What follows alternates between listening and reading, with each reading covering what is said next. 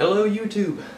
I'm back here now starting my first comic review videos. Yay! And obviously I've got a lot that I can do. This isn't even all of my books that are showing up on camera. There's a whole shelf down here, there's a shelf, actually 3 shelves over there. There's boxes of my friend's stuff sitting around that I'm probably going to help him review in his own videos later. But either way, I wanted to start making some comic review videos where I talk about what I'm reading and recommend what types of books I'm finding, because I read a whole lot of different things if you don't start recognizing some of the things on my shelf here. And I want to show people that comics really can be for anybody, and there's a whole lot out there that is hitting a bunch of audiences that people just generally don't really know about. And the first one I wanted to review, I'm surprising even myself because I don't know why I picked this one for some reason, but I did, probably because I read this recently. This is Anya's Ghost, if you can't tell from the title. I'll show you the cover here just so we know this is the book we're talking about. This is a graphic novel by Vera Brauskal, I hope I'm saying that correctly. And this is a really interesting book. It is published by First Second Comics, which, by the way, very small tangent. First Second kind of drives me crazy because of their little logo at the bottom here, if you could see that on the bottom of their books. Their logo looks like a #1 for a volume, and instinctively say if I'm in a comic store, I want to pick up the volume once because I'm starting to read something, and if I don't recognize it, that's what I want to see. I read the back of it, and then I realize, oh wait, this is actually a volume 2 from First Second, and things like that just kind of bug me. Fortunately, Anya's Ghost, this is the entire story published by First Second, so that doesn't even matter. This is the whole thing. Don't even worry about that. But in other instances, First Second does kind of bother me, but they're relatively new, as far as I know. So anyway, ignoring the publisher, some of the main things that popped this book out to me were the fact that, one, it's really cheap. Its list price is $10, and mine, it really isn't in great shape. I got it from Half Price Books, just because most of my stuff comes from Half Price Books. I buy too much, I want to read too much, so it's just a better deal for me to go to Half Price, which really isn't fair because I'm not promoting the comic industry by doing that, but whatever. Whoever has the most monetarily economic choice for a price, I'm going to go through them. So anyway, I got this book really cheap. It's not in great condition. I mainly just wanted to read it, and I didn't know what I was getting into at all. One thing that really swayed my opinion here is Neil Gaiman, my man, at the top here, quotes this as a masterpiece. And coming from Neil... I'm sorry, we're going to have to ignore my family and puppy. She's kind of loud. So, Neil, if you don't know Neil Gaiman, he did the Sandman, and he does the new Sandman Overture comic that's coming out right now. He wrote children's books like Coraline, that's adapted into a film. Sandman is supposedly being adapted into a film, and there's a ton of other things he's worked on. So, really huge name, saying that this is a masterpiece. I wouldn't go that far, but it's really good for what it's trying to be. And what's really interesting about this book in particular, and why I wanted to pull this one out, is because this book, it's like it uses the medium the way it's supposed to be used, which is just pick your own target audience and make a book for them. And this book totally succeeds at that. This book, I would say, is targeted towards a grade school to high school age level, and is mainly, I'd say mainly for female audiences. And the thing is, it's really easy to read. I'm going to see if I can flip through some of the pages here. There's not much text sometimes. See if we can go through here, and when we do have text, it's very large. You can read the book very quickly. I busted right through. Geez, I just read it in an afternoon. It looks really big, but it's not very big. So, for someone who's trying to get into reading, say if you're a teacher, teaching either a comics class or a reading class, this is a really good book for around that age range, or even college level if you're trying to teach how something like this was made. Mainly, I'd say that because for someone who doesn't read very much, this would definitely be like a confidence booster that they could bust through something like this. One, be interested in the story, which I haven't even gotten into yet, and it's a comic, so it's a different way of reading things for that audience, I assume. Most people unfortunately most people who read comics are stereotyped as the college level to middle-aged white male who primarily likes superheroes and is middle class. So that's really condensing a whole lot of people who could be reading these books. And this is like the opposite audience, and that's awesome. Instead of generally old white male, you know, what I just said, young girl in high school, that's just incredible that they would even shoot for that, and it's really successful. This book has done really well. It's won a lot of awards. I would expect some on the back, but I've read them online. I don't really see them right now. Just now that I noticed this, it came out around 2011 from what I'm seeing by the copyright, just to give you an idea. Okay, so I would definitely recommend this for anyone who would be interested in reading a book that it's like a normal novel, a really interesting novel, but a normal novel that is just put into a comic medium, and it's told really well. Like I showed you, the art is really interesting. It really fits the audience. Again, I keep going back to that, but it does. The story fits its audience really well. The medium finds a way to weasel its way into an easy read for the audience. There are some comics that can be really difficult to read. Even for me, I have to spend minutes on a page trying to calculate what's going on. And there's ways to manipulate words and pictures to where it's easier to understand what's going on. And this does a really good job of just nailing its audience, which I'm really impressed by because it came out of nowhere, really. I don't know anything else by this artist/writer, and it just started winning a ton of awards. It's really cheap, and it seems like the kind of book that should be taught in schools. Either like in just a literature class, it doesn't have to be a comic class.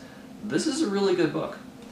Now, the story, obviously we've got the title Anya's Ghost. It is a little deceptive. It is not actually the main character, Anya's ghost. It's I'll give you a really brief synopsis of this. So Anya is she's actually like a main character who is supposed to be an easy fit for the reader to jump into her shoes. She's like that weird kid in school, and she doesn't really have any friends. She likes some guy who's supposed to be way out of her league, and she's kind of rude to her mom.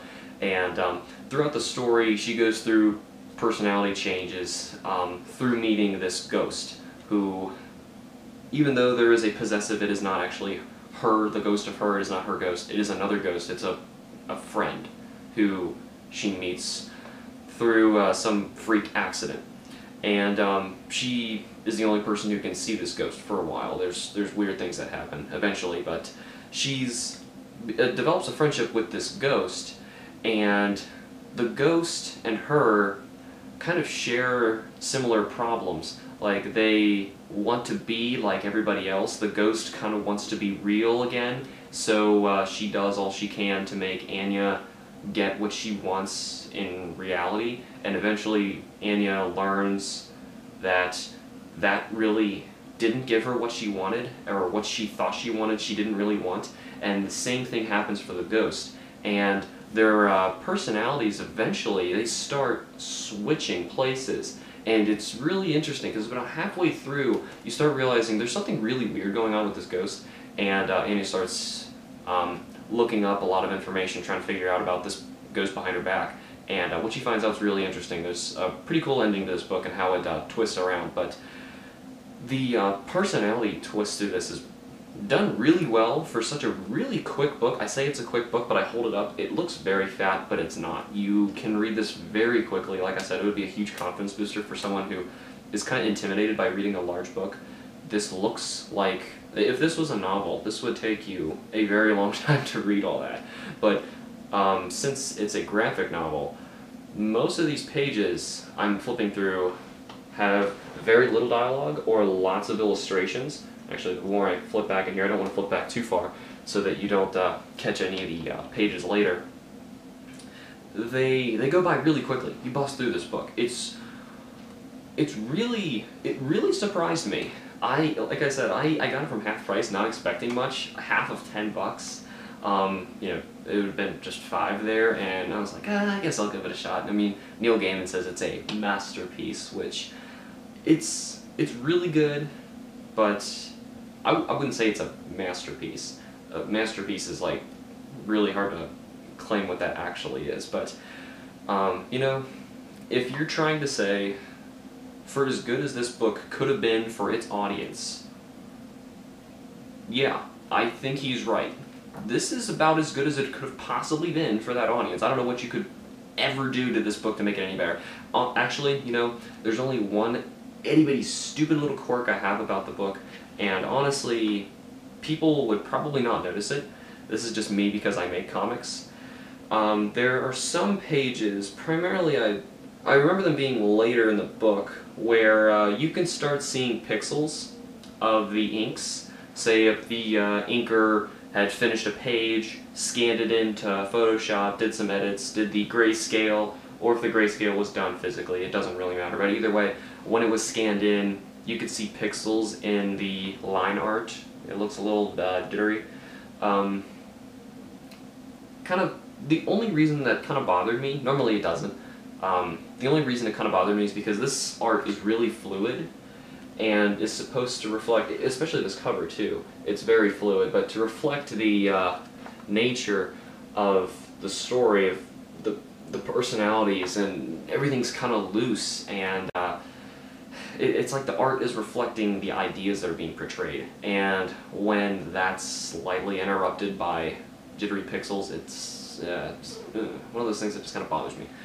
Really isn't that big of a deal. It's only on some of the later pages. I remember it just started getting a little worse and worse as it went through, but I'm going to go towards the end. Yeah, it kind of cleaned up at the end as well, so kind of hard to say pixel-wise. I don't want to complain about it. I feel bad complaining about anything in this book because it's really good. Obviously, because it's the book I decided to do first for my comic review videos. If I were teaching a comic class, which eventually I hope in my life I will, I'm going to get a master's right now so that I can teach college level courses, and I'm hoping I can teach comic classes. Depending on your own audience, if you're teaching, I would say this is a really good pick for a literature class that is trying to teach comics. I took one class that was teaching, it was recorded as a literature class, but it was called like the graphic novel, and it was supposed to take those English students and teach them how to read comics and show them different types of comics. This would be a really good pick for that course because this feels like a literature type of comic. This is not the kind of comic book that anybody, I imagine, would think of first when they say comic book. They'd probably think of something like, here I could flip something out behind me, just like a superhero book, which honestly I barely have any of. But, and that's kind of a shame because stuff like this can be really good. A medium shouldn't be pulled down based on what it's kind of expected to do or what was successful in the past.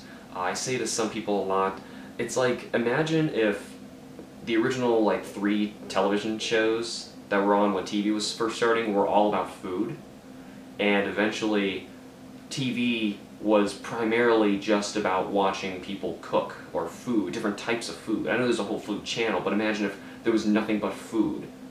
People would eventually say, oh, well, have you been watching TV lately? And they'd say, no, I mean, I'm not that into food, right? Because it makes sense. Most of what's there and what they know is about food. They don't really care. Like, why would I want to watch food all day? So my analogy here is someone would say to me, hey, well, do you read comics? Or not me, but somebody else. I'd say if somebody else read comics, and they'd say, oh, I'm not really into superheroes. It's not about superheroes, and it really shouldn't be anymore. Superheroes, they should be dying out now. That idea, it was like an escapism thing back then, and it really should be going away, because stuff like this can be successful, and this puts all that superhero junk to shame.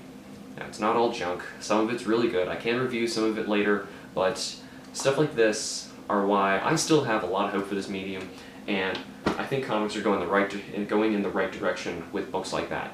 So if you're interested in reading Anya's Ghost, or have already, you can let me know in the comments. I'd like to hear what you think about it. Or if you're a teacher and you're thinking about teaching this book, I would definitely pick it up and read through it. Let me know what you think, and see you guys in the next comic review video.